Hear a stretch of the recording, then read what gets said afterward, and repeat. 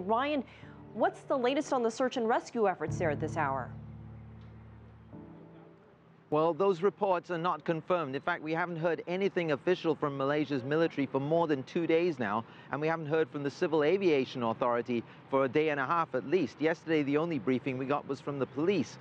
So we cannot say categorically that the plane did veer off course. All we have heard from the military officially is that radar records indicate it may have tried to make a U-turn. But clearly Malaysia's authorities are now not shifting their focus, but they have another focus of this search, which is completely on the opposite side of the peninsula from where the search began.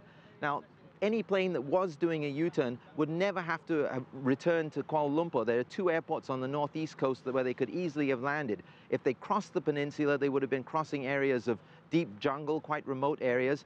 And then if they made it to the Malacca Strait, well, that's another huge area to search. But they are searching there by air and by sea with help from Indonesia and others, including the US, I believe.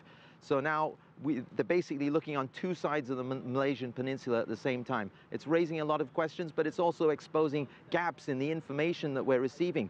You know, why is it that we've waited more than 2 days to hear any reports from the military if this is in fact true? For the past 3 days, the Malaysian relatives of passengers aboard the missing flight have stayed together at this hotel, waiting for any news of their family members, praying for the best, bracing for the worst. For sure, we hope to see him. Whether he is alive and in good condition or whatever the outcome, we accept it. While the search for any clue as to the whereabouts of M-H370 intensified on the water and from the air, on land, Malaysia's chief of police addressed the media for the first time since the airplane disappeared early Saturday morning. While other agencies look at the possibilities of mechanical or structural issues, the police revealed the focus of their own investigations into the possible causes for the plane's disappearance. We are looking into 4 areas. 1 is hijacking, 2, sabotage, 3, psychological problem of the passengers and crew, and 4, personal problem among the passengers and crew. The police chief said it will take considerable time to screen the backgrounds of all the passengers and crew. But authorities have made key breakthroughs in their investigations into the 2 men who boarded the flight using stolen European passports.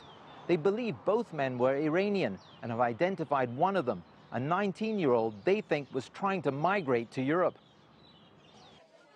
The police chief said the young man's mother lives in Germany and contacted Malaysian authorities when her son failed to arrive as planned.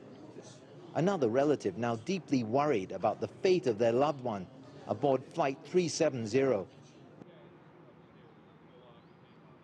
Now it's another 7 hours before we're expecting the next scheduled briefing, and we'll be hoping by then that we'll be able to get clarification, confirmation, or denial about this report that the plane had veered wildly off course.